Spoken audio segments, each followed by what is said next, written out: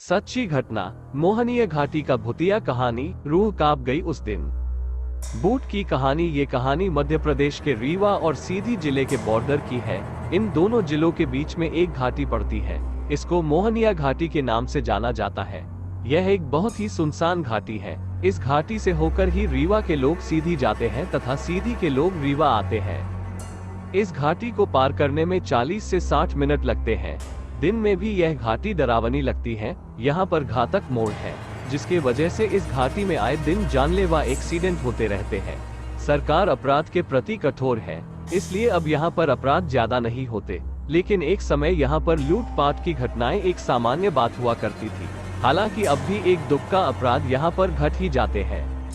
रात को इस घाटी से निकलना एक मूर्खतापूर्ण और जान को जोखिम में डालने वाला काम साबित हो सकता है।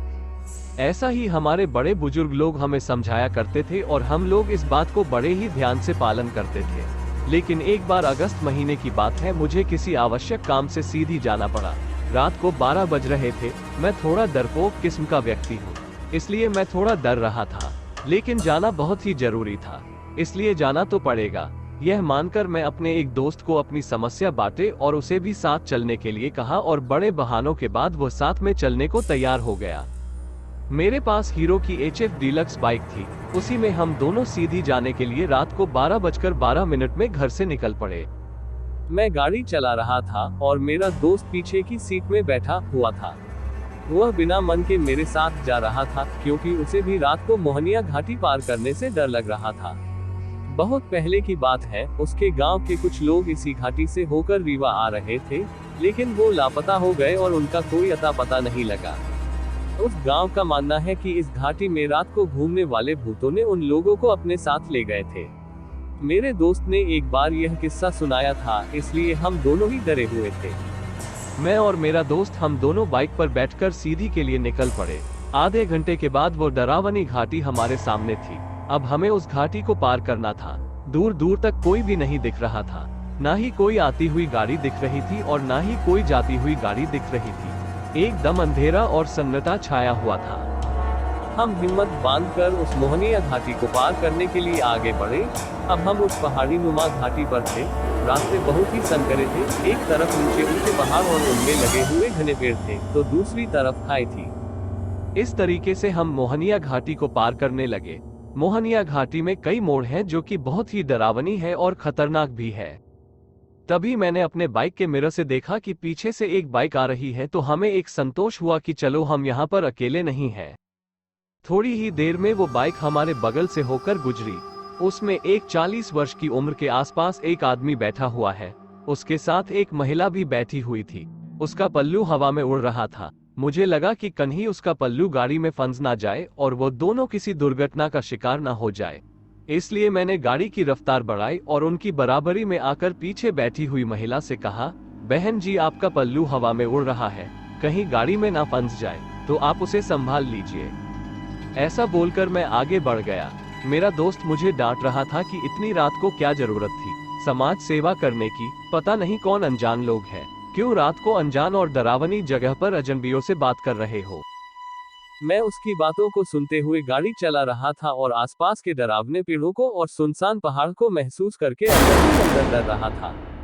तभी पीछे से फिर वही बाइक वाला रफ्तार के साथ अपनी गाड़ी को चलाते हुए मेरी बराबरी में आया। इस बार उसके पीछे कोई महिला नहीं बैठी हुई थी। उस बाइक वाले के चेहरे में एक डर का भाव देखा जा सकता था और इधर मैं और मेरा दोस्त दोनों ही डर गए कि उस बाइक वाले के साथ वो महिला क्यों नहीं बैठी हुई है, जो थोड़ी देर पहले उसके साथ थी। हमारे मन में अजीब अजीब से ख्याल आने लगे और प्रश्न उठाने लगा कि उस महिला के साथ क्या हुआ। हमने तुरंत उस बाइक वाले से पूछा कि तुम्हारे साथ जो महिला थी वो कहाँ है। उस बाइक वाले ने हैरानी के साथ बोला कि मैं तो अकेले ही जा रहा था, मेरे साथ तो कोई भी नहीं। उसने जैसे ही ऐसे बोला हम दोनों दोस्त और डर गए। मैं अपने दोस्त को देखने लगा और मेरा दोस्त मुझे देखने लगा।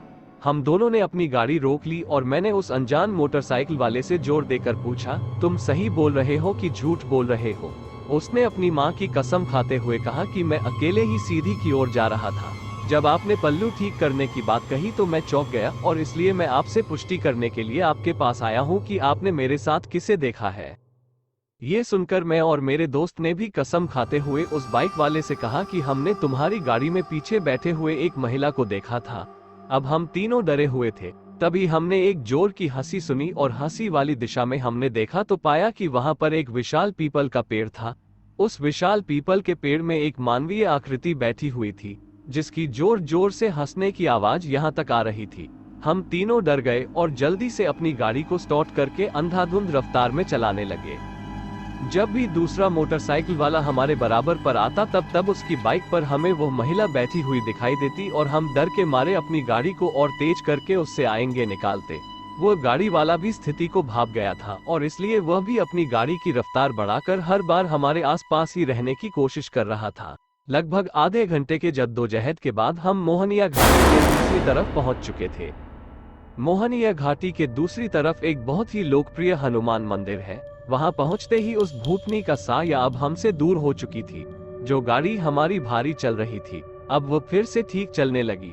हम सब मंदिर में सुबह होने तक रुके और 5 बजे बजने के बाद ही हम लोग वहां से आगे की यात्रा के लिए निकले।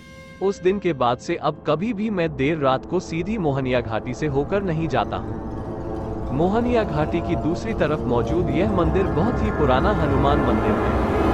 उस मंदिर पर जब हम गए थे तो वहाँ के एक बुजुर्ग पुजारी ने बताया कि मोहनिया घाटी में एक भूतनी रहती है जो कि जानघातक में नहीं है, लेकिन रात को पहाड़ी से गुजरने वाली यात्रियों को थोड़ा परेशान करती है।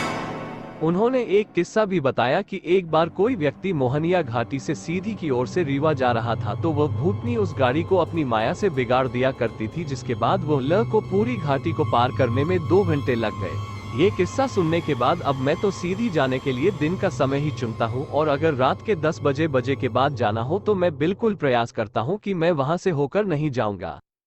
लेकिन कई बार ऐसी परिस्थितियां आ जाती हैं जब हमें मजबूरन जाना पड़ता है, जैसा कि मुझे एक बार फिर जाना पड़ा था। तो मैं अपनी गाड़ी में हनुमान जी की एक फोटो ले लेता हूं और पहाड़ी पार करते हुए हनुमान चालीसा मन में पढ़ता रहता हूं, तो मुझे किसी भी प्रकार से दोबारा से उस भूतनी को देखने का बुरा अवसर नहीं मिला। मेरी सच्ची कहानी ने आपको डराया हो तो लाइक एंड शेयर कीजिए और इसी तरह की वीडियो को देखने के लिए सब्सक्राइब कीजिए और इंतजार कीजिए मेरी अगली डरावनी कहानी का। धन्यवाद।